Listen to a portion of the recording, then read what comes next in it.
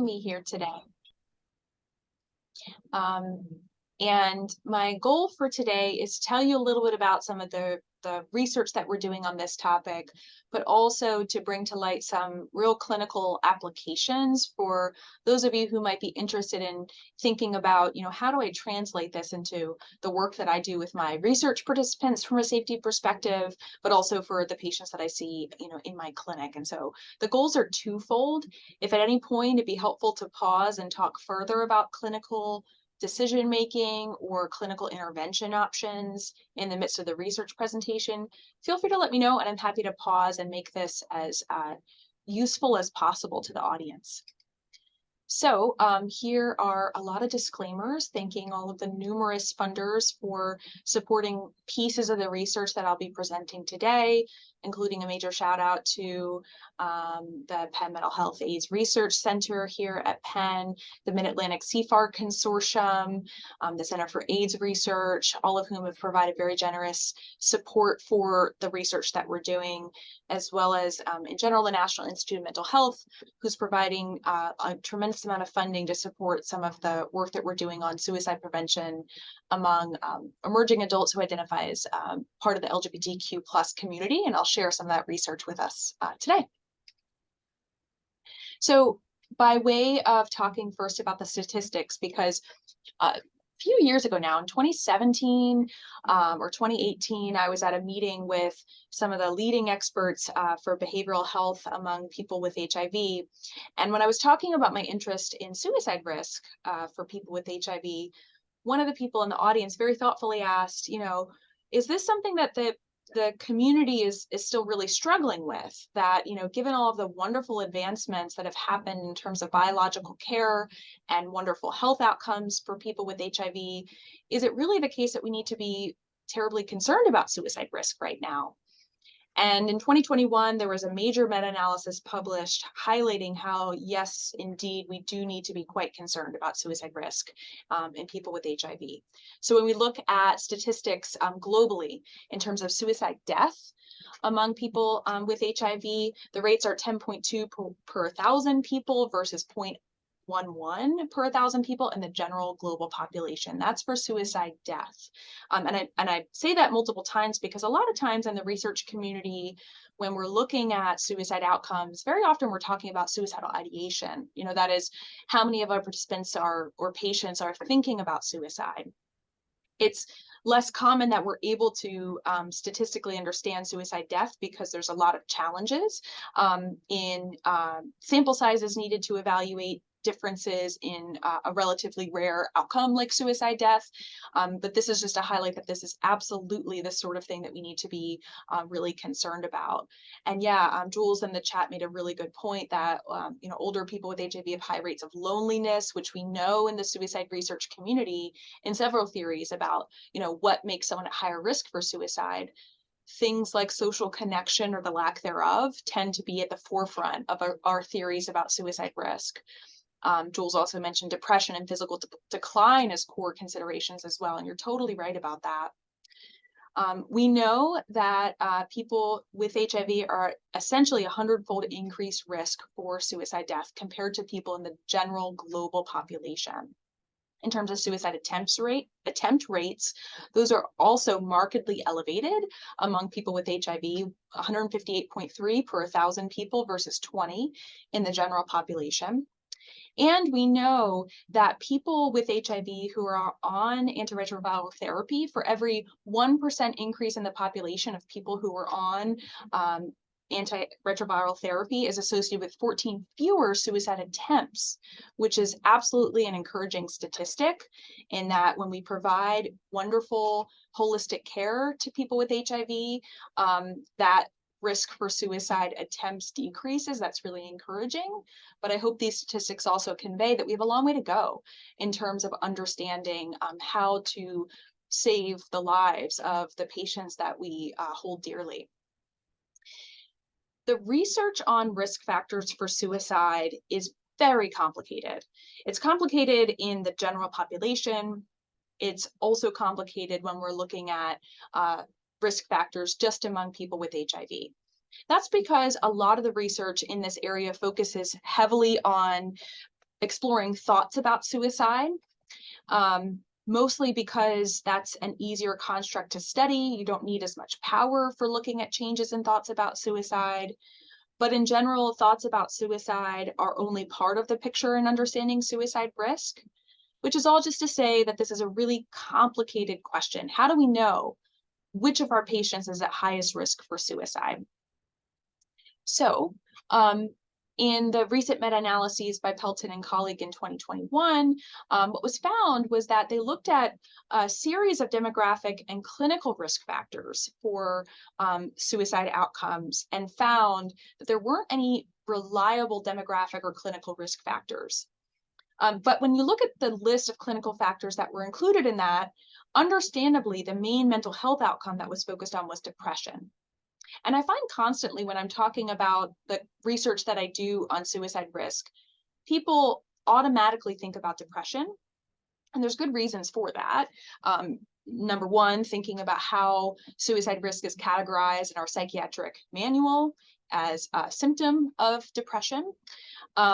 Often leads clinicians astray in terms of thinking about suicide risk as part and parcel for people struggling with depression. But we know that there are a lot of complex factors that go into why a person is struggling with suicide risk, well beyond just their depression severity.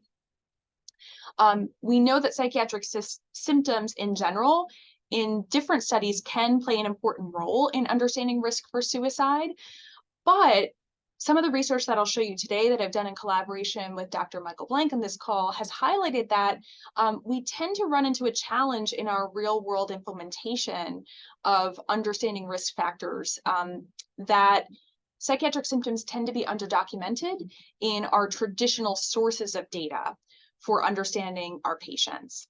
And so this presents some opportunities for thinking about digital strategies for better characterizing what's happening to our patients, not just on a month-to-month basis, but perhaps on a day-by-day basis in terms of the changes in their psychiatric symptoms that might be particularly important.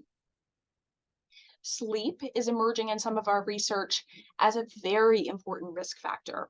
I'll show you some of that research today. We know that in the general population, that sleep is a critical risk factor for suicide. And I hope today to present to you some further evidence to explain why that might be the case. We also know that stigma is an important factor to consider as well. We know that when a person is experiencing stigma and oppression, that they're less likely to get connected to care. And so some of our research is interested and focused on strategies for promoting a sense of interpersonal connection to reduce stigma and evaluating the impact of that on suicide risk reduction among people with HIV and who are higher risk for HIV. Yeah, Carl, excellent point in the comments about how major depressive disorder occurs 2.5 to 4 times more frequently in people with HIV, and it tends to be underdiagnosed and undertreated. In fact, we're going to highlight some of that from our findings today as well. Leah also made an excellent point about cognitive problems. Some of our research is going to be about that today as well. I'm so glad that you all are interested in this topic because I think we're all thinking along the same lines, and I'm delighted to have opportunities for collaborations to brew from this conversation today. So thank you for your engagement so far. So to start us off, when we're thinking about suicide risk reduction among people with HIV, we're trying to balance a lot of different factors. We're trying to balance how best can we use technology to understand near-term changes in risk for suicide, but how to do so in a way that protects the privacy of our patients and our research participants who have sometimes experienced discrimination that makes it very understandable why there might be mistrust in terms of who's getting my data, why are they getting it, what's the goal for collecting this information. So this is something that we're constantly balancing in our research.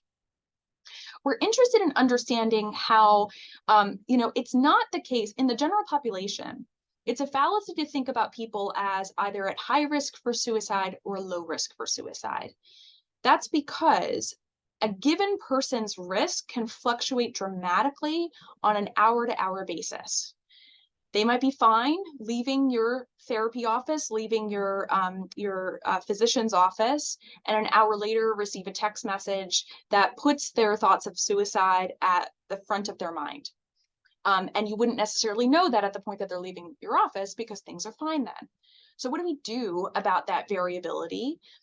And balancing this against the fact that despite this inherent variability, there are also predictable patterns that we're starting to detect in our research. So it's not totally random when people start to experience higher risk times for suicide. So how do we leverage those two realities? How do we think about innovating, but doing so in a way that also builds on existing evidence-based practices, so we're not just starting from scratch? And how do we think about expanding the availability of clinical care for patients with HIV, but doing so in a way that also retains the people who have already opted to be in care? We are balancing a lot when we're trying to think about ways to reduce risk for suicide among people with HIV.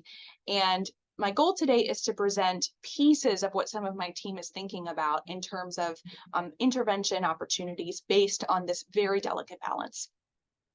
So highlighting what some of you all were mentioning in the chat, Michael Blank and some of my research assistants and colleagues a few years ago now put together an attempt at characterizing what we were observing in our electronic health record among people with HIV compared to what we see in the general population, and compared to prior literature reviews of rates of psychiatric illnesses that we might expect to find among people with HIV. And so what we see here are rates from the literature about what we should see in terms of prevalence rates for certain psychiatric illnesses versus rates from the literature about what we should see in people living with HIV or people with HIV versus what we found in our exploration in our electronic health record. So essentially what we found was that it almost seems to be the case that clinically when a physician or a healthcare provider is working with a person with HIV, that if anything is happening in terms of mental health diagnoses, that tends to get represented as a major depressive illness. That tends to be relatively well documented in this study in our electronic health record. But we're suspecting that there are many times when that is actually a catch-all category that a clinician is using for saying, there's something happening here in terms of psychiatric illness. I'm not an expert in what that could be. I'll put this in as possible major depression, but it might actually be that it's better characterized by something like post-traumatic stress disorder, which we see markedly underdocumented in our electronic health record compared to what we might expect based on the prior literature. The same was also true in terms of the prevalence of sleep disorder symptoms, substance use, and these were pretty consistent findings in our paper on this topic, where clinicians in general were tracking depression maybe as part of the picture for this patient that I'm working with, but understandably, that's probably missing the mark for a lot of patients in terms of the core psychiatric symptoms that are driving distress. And that's important because if we're interested in providing clear, personalized linkages to clinics for therapeutic, options, in our system here at Penn, I direct an anxiety treatment center. If a patient's distress is actually about PTSD, but it's in the system as depression, the clinician's not going to know to make a referral to my clinic to do the PTSD therapy if it's mischaracterized in the medical record system. So we think that this is a really important piece of the puzzle and understanding linkage to care for people with HIV. Yeah, I totally agree with Jules' point that PTSD in particular tends to be ignored, especially because, clinicians might be thinking, it's so hard to get my patients into therapy in the first place. What difference does it make in terms of what diagnosis I put down? It's going to be impossible for this person to get connected to care anyway. I'll put something in there, but that's really all that I can do. Yeah, so those are excellent points in the chat. Thank you.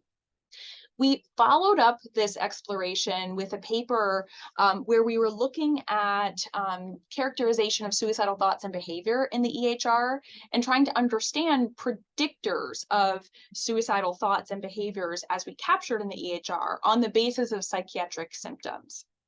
And what we found was that major depressive disorder, alcohol use disorder, cocaine use disorder, and PTSD were each independently associated with a greater likelihood that the patients would also have some documented indication of suicidal thoughts and behaviors in their electronic record. In this paper, we were also interested in exploring some interactions. In particular, we were guided by some of the literature on the SAVA syndemic, so substance abuse, violence, and AIDS, and this syndemic approach to understanding risk for suicide. And so we explored whether there were interactions between substance use and PTSD in predicting risk for suicide. In this study, there were not, but these risk factors listed above were independently associated with suicide risk among people with HIV in this study. We know, though, that there are major challenges in understanding risk for suicide exclusively on the basis of the EHR. It's a tool that's really not best designed for trying to understand changes in risk, particularly in something that changes as frequently as suicide risk changes. And so this has inspired our team to use technology to better understand real-time changes in suicidal thinking and suicidal attempts among people with HIV and in the general population. And I'm going to present some research to you for both of those samples today to highlight what we're thinking as future directions for this research.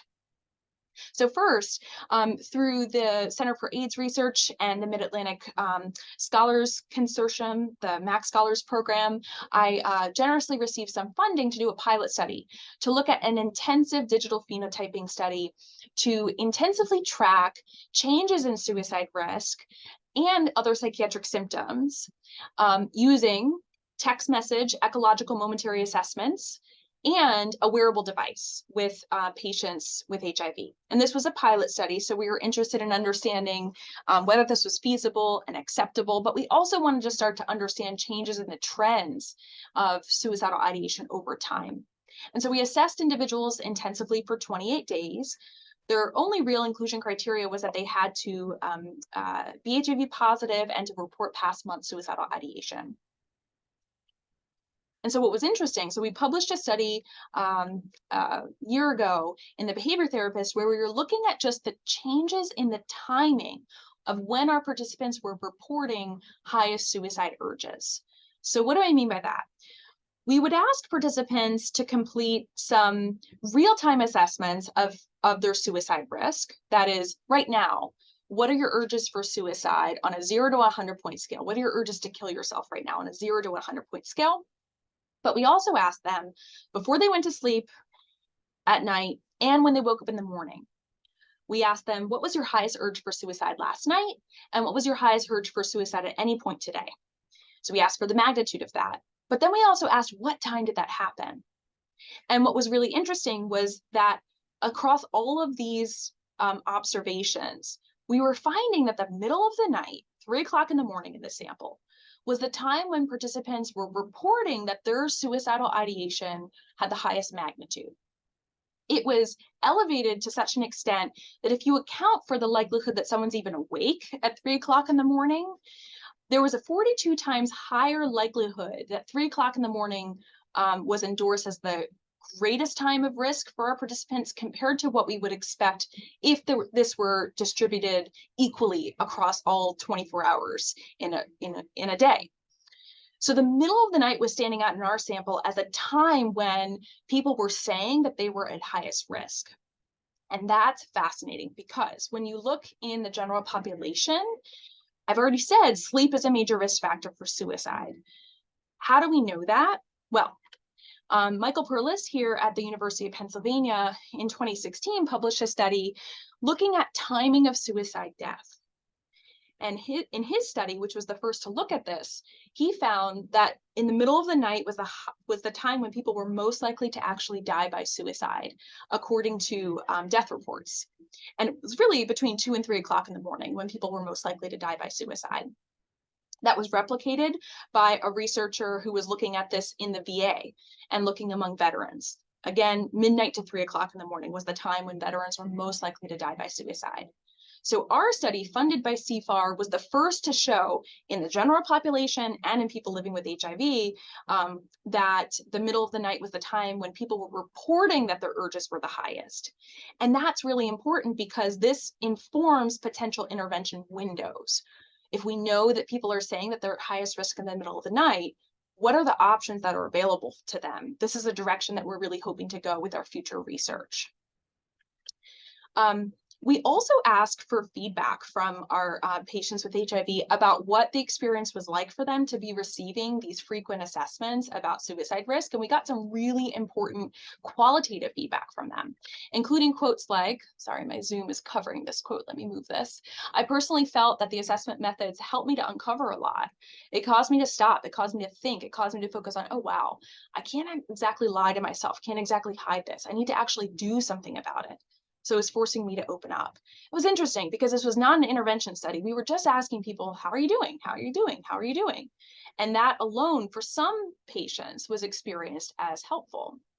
That's not a totally novel concept. In mental health work in general, assessment alone is known as a powerful intervention tactic. And this qualitative feedback is showing us that indeed, that was the case here as well. Another example included this quote. I'd be like, wow, I never thought about that. Had I not been here, if I not completed this survey, I would not have given it a second thought. It made me exercise a little bit more too, because the suicide assessment made me realize, how do you feel today? What are you going to do? If you feel like it's at a 40, how are you going to make it a 10? And I go down the basement and do some exercise. So it gave me awareness of there's other things you can do except sitting here and being your own mess and lie in bed all day and eat chips and watch Judge Judy. I love that quote. It's so characteristic, I think, of what happens for people when they're in these suicidal crises. And lastly, it gave me insight of me like trying to motivate myself from being suicidal, trying to get out of being suicidal and utilizing and tackling in my resources that I have.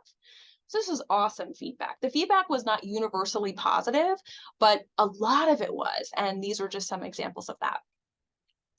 We built on this research through some funding that we were generously granted through the Department of Defense for looking at changes between sleep and suicide among active duty military personnel. And so we took this funding from the CFAR as pilot data to say, all of the research is converging to suggest that sleep is a major risk factor for suicide. Can we translate this among active duty military personnel? We suspect that these findings have clear relevance to people with HIV, and we would love to get funding to do this among people with HIV, but haven't yet been successful in our attempts to do that. But let me tell you a little bit about what we have found in the event that this does indeed translate to people living with HIV. So in this first study, which was plagued by the reality of COVID among numerous other challenges of doing research with active duty military personnel, we were recruiting Marines from Camp Lejeune in North Carolina.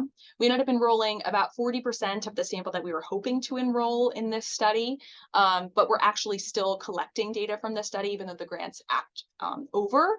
And basically what we did was we took the assessment strategy that we used in our CFAR funded pilot and proposed to do that here among active duty military personnel. So we used many of the same assessments, the text message based assessments, the Fitbit assessment to try to capture changes in risk over time. And we found some really interesting preliminary results. I say preliminary because we're still collecting more data, but it's seeming to be the case that as we're getting new data coming in, these trends aren't changing much, and we're hoping will prove to be reliable over time. So first, what we are interested in understanding is daily level associations between sleep and suicide urges. Again, measured on that suicide visual analog scale, which is that 0 to 100-point scale. What are your urges to kill yourself right now, where 100 is extreme and 0 is not at all? So what we found was that better sleep quality was associated with lower magnitude of suicidal urges on a given day. So if I had better sleep quality the prior night, I was having less suicide urges or suicidal ideation the next day. That makes good sense.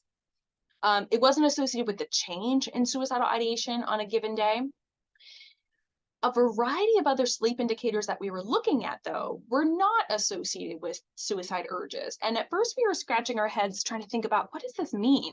Because we had assumed that things like nightmares things like how much a service member was awake in the middle of the night.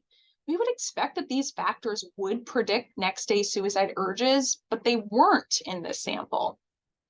And it's really interesting because when you look at the literature on insomnia and sleep disorders in general, there are a lot of studies that compare subjective versus objective markers of sleep among patients with insomnia versus healthy controls. And some of those studies will show that objectively, patients with insomnia are getting a sufficient quantity of sleep. But the real problem with insomnia is perceptions of low quality of sleep and a lot of anxiety about sleep. And that tends to drive a lot of the problematic behaviors that we see when people are having insomnia and struggling with it. I agree with your point too, Jules, that people with HIV are afraid, to talk about suicide risk. That's totally true. We're going to talk a little bit about stigma later in this talk as well. In this sample of people, of Marines, we wanted to also understand what might be driving this relationship between poor subjective quality of sleep on a given night and suicidal urges the next day. And we speculated that negative emotional experiences, things like PTSD symptoms, things like depression, which we've already talked a good deal about, might mediate this relationship. And so we found that on a given night, when the service member had more nightmares, they also had more severe PTSD symptoms the next day and more severe depression symptoms. Worse sleep quality, again, that subjective experience of sleep quality was associated with more severe PTSD symptoms and a trend toward more severe depression symptoms the next day as well. And a variety of other sleep factors were not associated with PTSD and depression symptoms the next day. And then to put it together, we wanted to understand relationships between those emotional symptoms, psychiatric symptoms of PTSD and depression, and suicide urges that same day.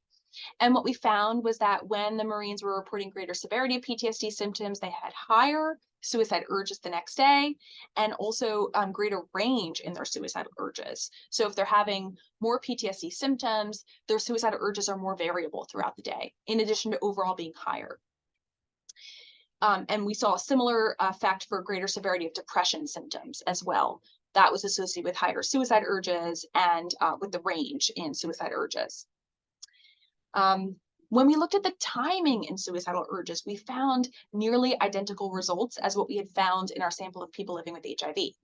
Again, when people are asking or reporting when they're experiencing their highest urges for suicide, what they tend to be reporting is that it's happening at this 2 to 3 o'clock in the window, and that people were endorsing 2 o'clock in the morning 15 times higher than would be expected according to Chance as the time when their suicide urges were the highest, further supporting the reality that the middle of the night is a really high risk time.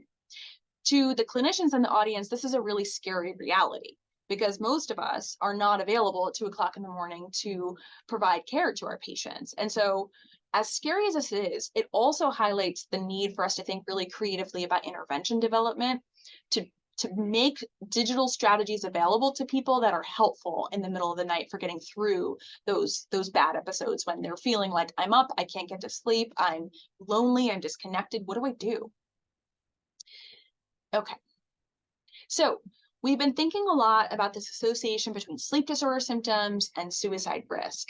And Leah, in the beginning of the meeting, mentioned cognition and cognitive performance. I think that's what you were mentioning as a factor that might be really important. And we agreed.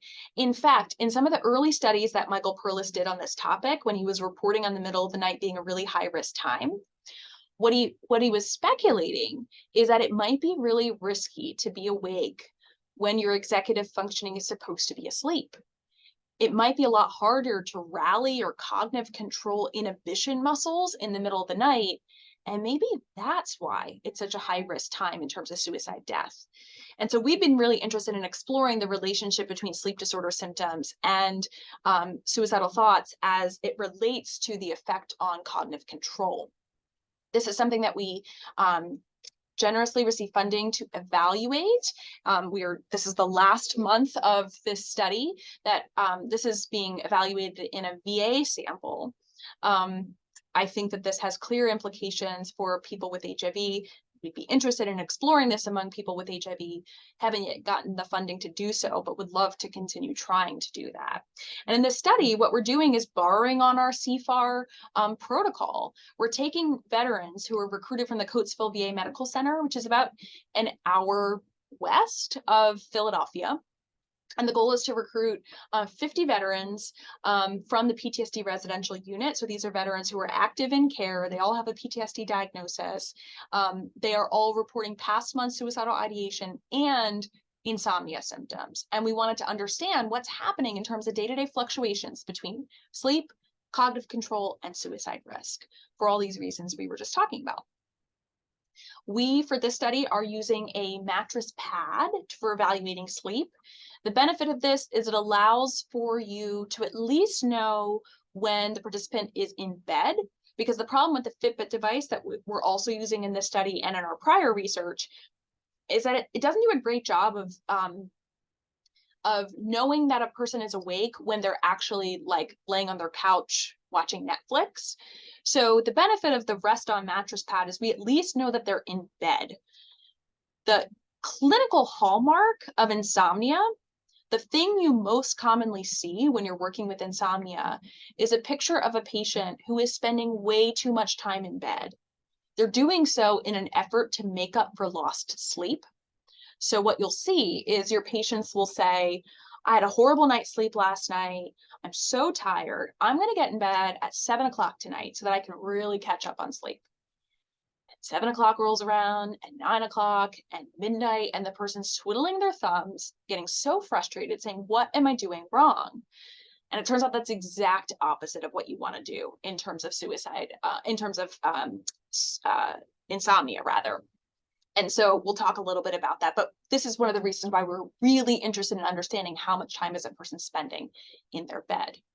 So we use a very similar strategy, but in addition to the approach I've already shared with you, we also, in collaboration with Keith Bredemeyer, who also has received some funding from the Penn Mental Health AIDS Research Center here at Penn, administered a cognitive control task during the day. So we basically ping people to get their cognitive control performance at a random time throughout the day, so that we can evaluate not just what a person is saying in terms of how well their cognitive control is performing, but how well objectively they're actually doing on this task. And they do this on their phone, which is really cool.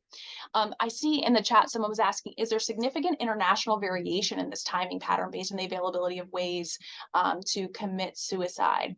That's a fascinating question. I don't know the answer to that. Because there are definitely international differences in preferred methods for suicide death, just on the basis of access to certain lethal means, typically firearms. But I don't know that there's a difference in that internationally. I'd be really curious to look at that. I'm wondering if there's a data set that we could tap into to be able to do that. That's a really interesting question. So for our preliminary results for this VA study, we're finding some interesting preliminary signals from this R21.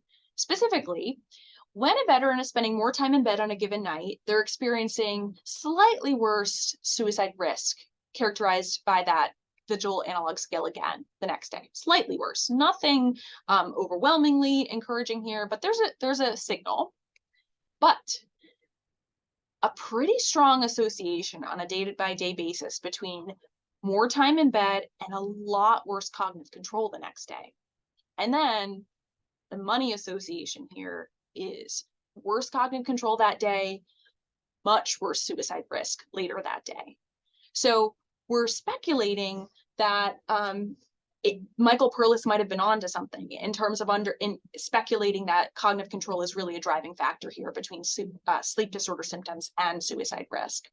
When we looked at some mixed effects multi-level models, so if you control for a variety of other sleep-related factors, this effect holds. We saw a similar trend in terms of self-reported cognitive control symptoms. Wasn't significant, but a similar trend, and a trend for a similar effect when we look at nocturnal wakefulness as the sleep factor. I saw Leah said Do you think it's specific to cognitive control? What about other cognitive symptoms? Yeah, it's a great question. I don't, Keith Bredemeyer is really the expert in this area on cognitive control. And in this study, we selected the stop signal reaction time task because in the meta-analysis that he's done on cognitive control tasks, that's the one that's been demonstrated the most strongly as being associated with suicide risk in cross-sectional studies. We have a variety of other cognitive tasks that we're doing at baseline, 4 or 5 of them. We are interested in exploring whether that moderates any of these effects, but we don't yet have those results. Yeah, so some other tasks would agree be good on a daily level basis. The challenge is getting people to do them on a daily basis is really, really hard, as you might imagine, because these tasks are not fun. They're hard, they're stressful. But I agree, I love that direction for the future. Thanks for raising that. Now, other folks have mentioned stigma as something that's really important, and I completely agree. We have embarked on a project to try to understand stigma as a really important factor for suicide risk. And so why stigma in particular? I would imagine you all might guess why, but just in case you're wondering. So we know that when people experience institutional stigma, that this is associated with reduced quality of care. There's been some really benchmark findings on this coming out of the VA. When veterans are experiencing stigma in their healthcare, they actually have poorer healthcare outcomes. We know that when people experience stigma about mental health in particular, that they're less likely to actually access care and to adhere to the recommendations of their care team. We know that when people are experiencing a lot of isolation, that they don't get a lot of options for normalizing what they're experiencing and for getting the support that they might need to work through suicidal crises or other psychiatric crises. And that when that stigma becomes internalized, people start to feel hopeless and experience less joy for life. Positive affect tends to be lower when people are experiencing internalized stigma. People just aren't having that zest for life that we would love for them to have. And so there are many reasons why stigma is a really important factor for understanding suicide risk. These are just some of them.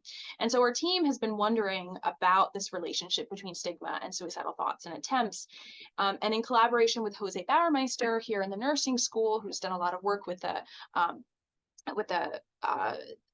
PMARC and the CFAR here at Penn, we've been exploring strategies for understanding this. And we've been speculating based on the available literature that this effect might be driven by a couple of causal pathways, including that when people are experiencing stigma, they have less social support. And we've already talked about how that's a major risk factor, at least for thinking about suicide.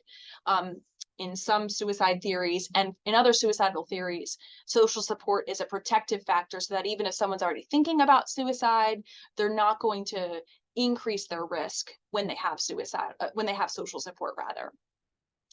Positive affect might also be important, and a person's perceived ability to cope with the nonsense that the world is doing to them in terms of oppression and discrimination. That if a person is experiencing active discrimination and they think, I don't know that I'm equipped to deal with this, that might make them start to think about, is life even worth living? These are some of the hypothesized mechanisms of action that we're speculating about. And to better understand this, as I mentioned, Jose Bauermeister and I have teamed up on a project through a center grant through Penn, Suicide Prevention Center grant, which is led by Dr. Maria Kendo, our chair, and Dr. Greg Brown. Dr. Greg Brown developed the safety planning intervention, which is a evidence-based practice for reducing suicide risk. I'll tell you a little bit about in just a moment. And in this project, what we're interested in is exploring strategies for reducing risk for suicide among emerging adults, so that is 18 to 24-year-olds, who are identifying as a member of the LGBTQ plus community. And so we're recruiting 60 participants into this study. We've got 54 randomized, we're almost done. All of the participants, in addition to living in Philadelphia, being in the age range, identifying as a member of the LGBTQ plus community, they also have to report past months suicidal ideation. And in this study, what we're doing is participants are coming in to do a baseline evaluation with me, where I do a Columbia Scale for Suicide assessment.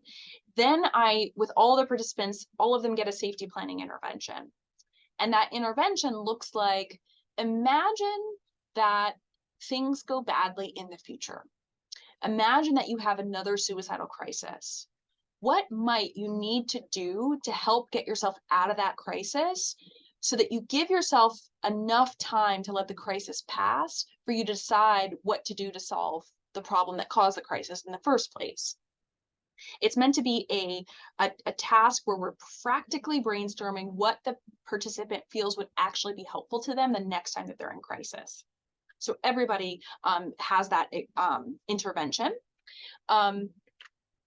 And so then after the safety planning intervention, participants are randomized to either ongoing assessment, so we check in with them at varying intervals, or our STARS condition. And I'll tell you a little bit about what that looks like in just a moment. And then folks are tracked again at 2, 4, and 6 months later. Let's see. The foundation for this project was based on an NIH-funded project called iReach, which was tailored toward young MSM to try to improve social connection, social support, reduce risk for HIV, and connect youth to PrEP.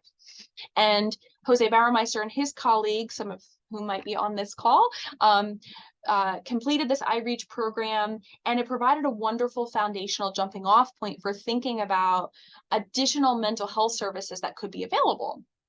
And so what we did in this project was we used the adaptive framework, which I'm guessing many of you are familiar with. This is a way of thinking about how to take best practices that exist in a particular setting and either implement them in a new setting or change them to be responsive to the needs of the people that you're working with in a slightly different setting. And so we engage in this process for taking the iReach program and taking the safety planning intervention and thinking about, what do we do with these two interventions? How do we integrate them to be helpful?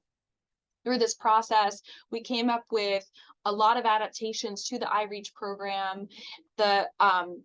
That became our STARS program. And STARS includes access to this mobile application. In the mobile application, there's psychoeducational content, mostly centered around a life skills intervention for things like coping with job applications, dealing with rejection in romantic settings, a forum to get support with one another, but also a built-in safety plan based on the intervention that I completed with the participant at the beginning of the study. In addition to access to the app, though, participants also got access to peer mentor sessions. And specifically through a lot of feedback from our youth advisory group, we developed these 6 sessions collaboratively that are meant to help the app content actually come to life. And so the content itself looks like this. So in session 1, the peer mentor checks in about the safety plan. They ask the participant, how's it been going? Have you used it at all? If you used it, what was helpful to you? If you didn't use it, why not? What made it hard? What got in the way? What do you like about it? What do you want to change about it? Etc. Every session thereafter, the peer mentor would check in about the safety plan, but it was meant to be a briefer part of the exchange compared to other content that was pre-planned, including values clarification with the participant to talk about, what do you want your life to look like? What kind of goals might you want to set that are aligned with those values? Dealing with negative self-talk and cognitive behavioral strategies for helping people to work through the negative judgment that they send to themselves, and finding a way to be intentionally kind to themselves. Scheduling pleasant events. This is basically a CBT principle called behavioral activation, which is, how do you set yourself up to agree to commit to tasks that you think have a chance of helping you to feel better? Dealing with people who hurt you in a way that will work best for you. And lastly, building close relationships with people who you can trust.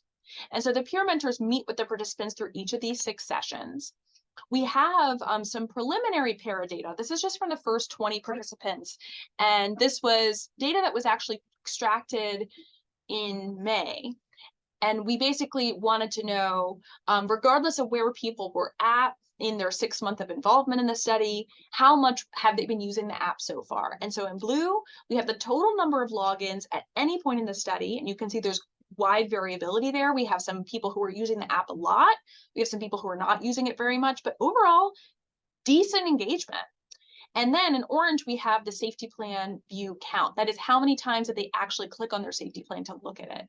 And you can see here, some participants were clicking on their safety plan over 50 times during the study, some over 40 times during the study.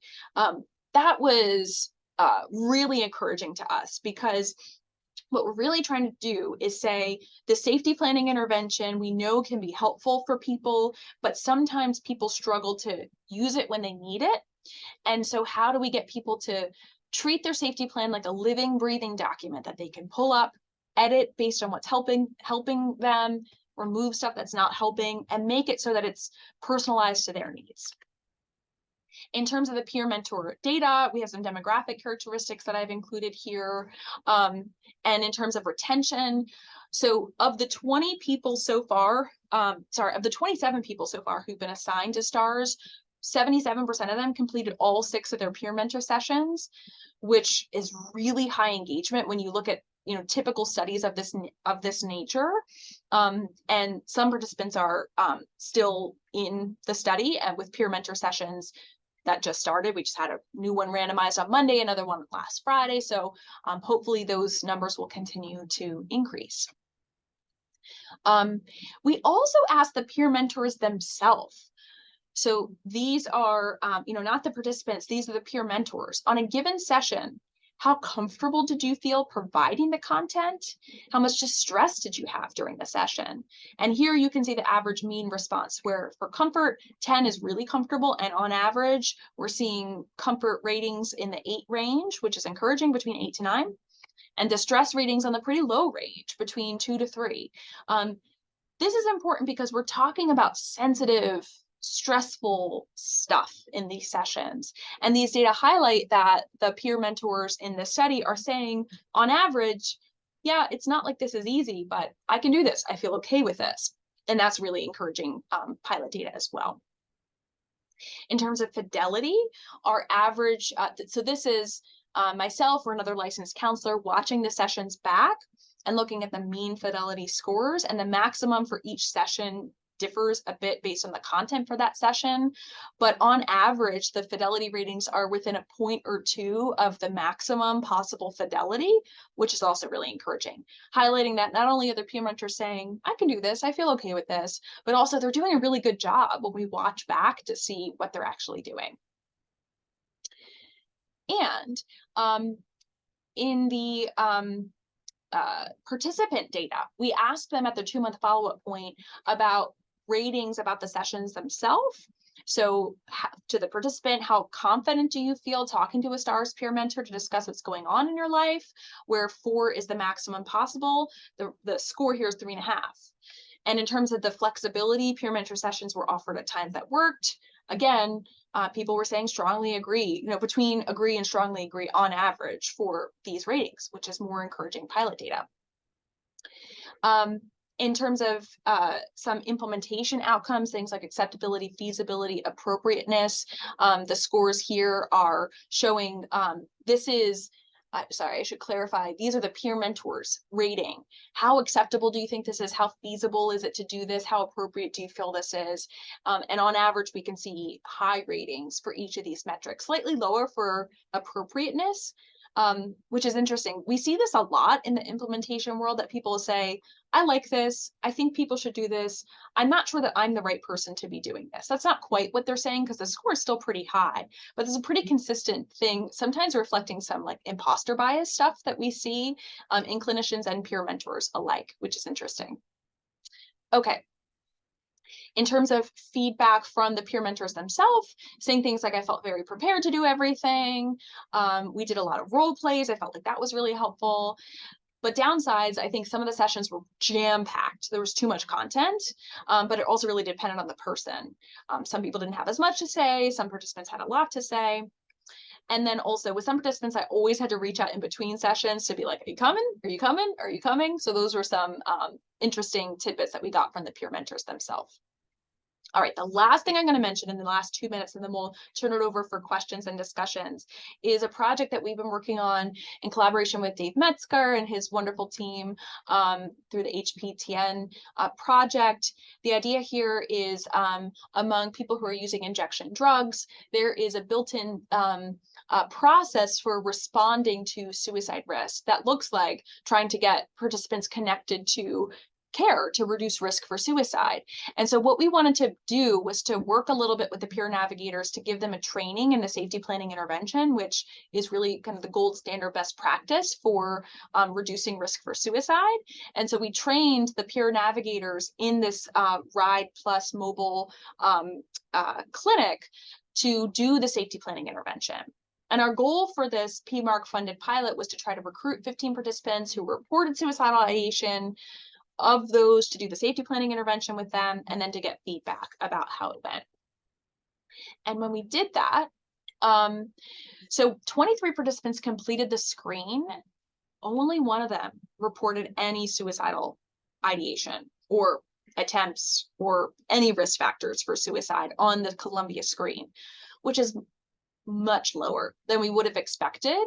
And so only one of them ended up doing the safety planning intervention. So there's really not too much that we can make of this feedback, but I figured I'd present it here because hopefully in the future we'd like to build on this. So we ask the person, the participant, that is a person who's using injection drugs, who's saying I'm having thoughts about suicide, who just completed the safety planning intervention. We ask them questions about how it went, like what barriers do you see in the safety plan you came up with? How easy would it be to use it? Will it reduce your risk for suicide? Is it a good thing or a bad thing to use a safety plan? And feedback was generally pretty good, but can't extrapolate too much from this because it's a single person at this point. How much do they intend to use it? They said, yeah, I'm going to use it. How much do you think people like you would do it? You know, not so commonly endorsed. And generally speaking, how much do you care whether other people think you should use it? They're like, I don't care. I don't care what other people say. I plan to use it, but it doesn't matter to me what other people say I should do. Okay. To wrap up, we've talked about how we are balancing a lot as it relates to suicide prevention among people with HIV and among people who are at risk for HIV. We're trying to dance a very difficult dance in balancing a lot of competing needs and trying to provide the highest quality care and most respectful, responsible care that we can. And we still have a lot more to learn than what we currently learn. I'd love to get your feedback and open it up for additional questions. So I'm going to stop sharing here and turn it over. I see that, let's see. I see that Caitlin said, within the emerging adolescent study, are you looking at factors that relate to the social lives? Yep, we absolutely are. We're looking at things like how many friends are people reporting that they have? How much do they feel like their friends would be there if they needed them in a future crisis? How connected do they feel to their family of origin versus their chosen family? Absolutely, all those factors are really important. It's a wonderful question. Thank you for raising that. Any other question? Oh, Jules, please go ahead. Go ahead, Jules. You can unmute. Okay, I figured it out. Okay. Hi, can you hear me? I can, thank you. Okay, so it was a great talk. I'm not new to this subject. A person living with HIV, 74 years old. Many of the researchers on this call know me. I'm very active in research and education and advocacy.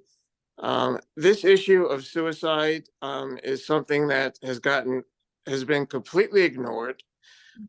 It's taboo, not just to patients, because they don't want to talk about this. It's also taboo to clinicians and HIV doctors. They don't have the time to talk to me about heart disease or physical function, never mind suicide. It's 15 minutes, 20 minutes in and out.